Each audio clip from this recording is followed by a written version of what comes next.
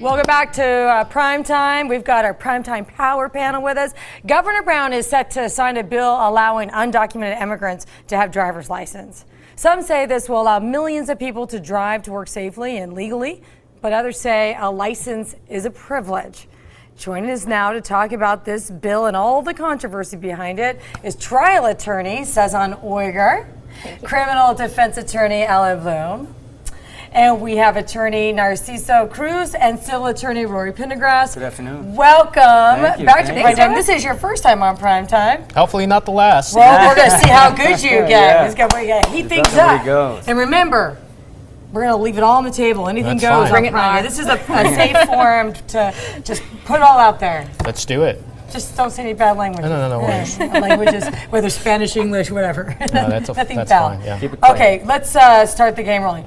I have a feeling that you are for the drive. That's a great guess. That's Shocker, right? Why don't let's start with you guys, the pros, why you think this is a good idea. Taylor, if you will, I'd like you to imagine a child walking 4 miles every day to school because her mother's vehicle was impounded. Now, this is actually a true story. This happened in Long Beach, California, and it happened to this woman, the mother. Her name is Justine. This happened because she did not have a driver's license. She did not have the proper documentation to get one, and as a result, she is actually losing her car because she can't pay the $1,200 impound fee. And now, because she doesn't have a car, she also lost her job. And as a result, her daughter now has to walk 4 miles to attend the 5th grade.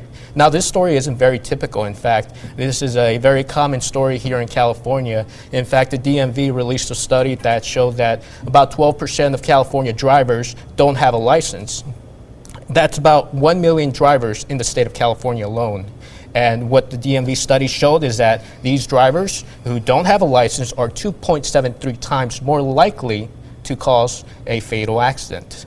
Now, you have to live in reality. We can't live in some sort of what's right and what's wrong world. We have to live in reality. The reality is immigrants are in this country. They live in California, they go to work, they pay taxes, they contribute to the economy, and they drive without licenses. Now, in Justine's story, she was driving without a license and she was pulled over because she made a very dangerous turn. Now, the officer actually pulled her over, took away the driver's license, and took away the vehicle because she didn't have a driver's license. Now, if this doesn't pull your heartstrings, it's fine, because the aim of the bill is really to make California streets a lot safer.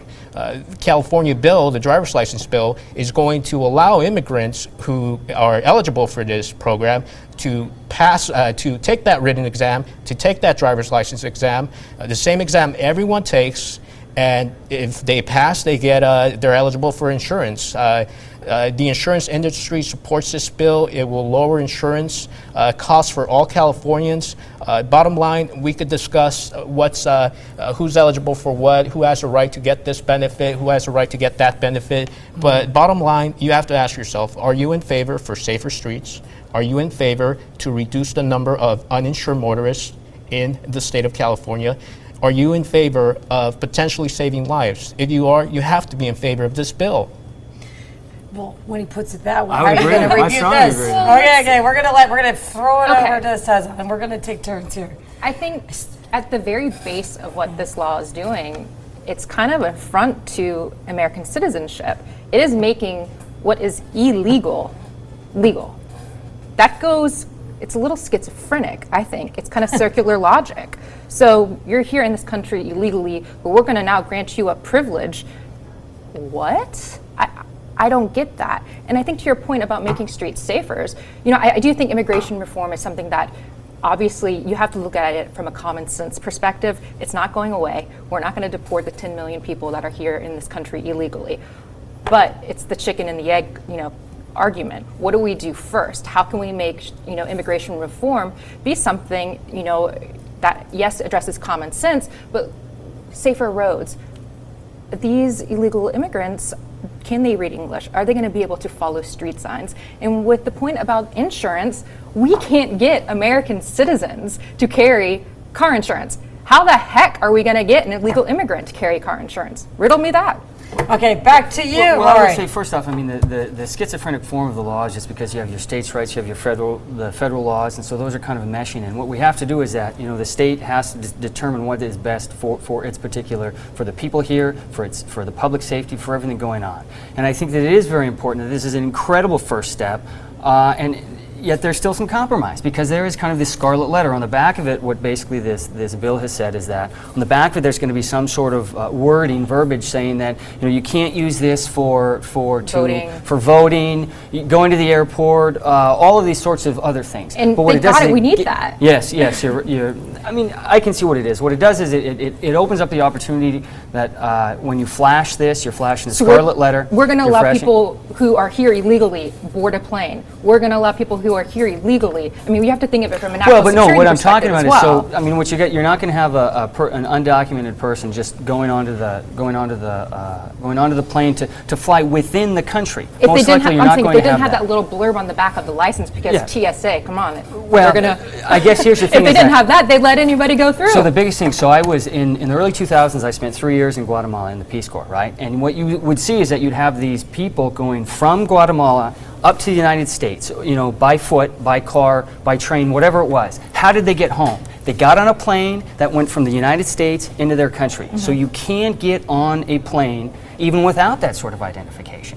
But I guess the biggest thing is what you're looking at is that, I mean, I've tried that, Nar- I couldn't. as 'Cause Nar I said, lost my as Nar said, here's identification. the biggest I'm like, you But could some Google sort of my ID. name and know that I'm real. But the biggest thing about it is that you have people here in the country. They're working here in the country. They're contributing to the economy. I think the numbers out there are saying that undocumented workers contribute about $150 billion in economic activity. Something like 6 or 7 billion go into Social Security, which they don't have the right to pull out of, right?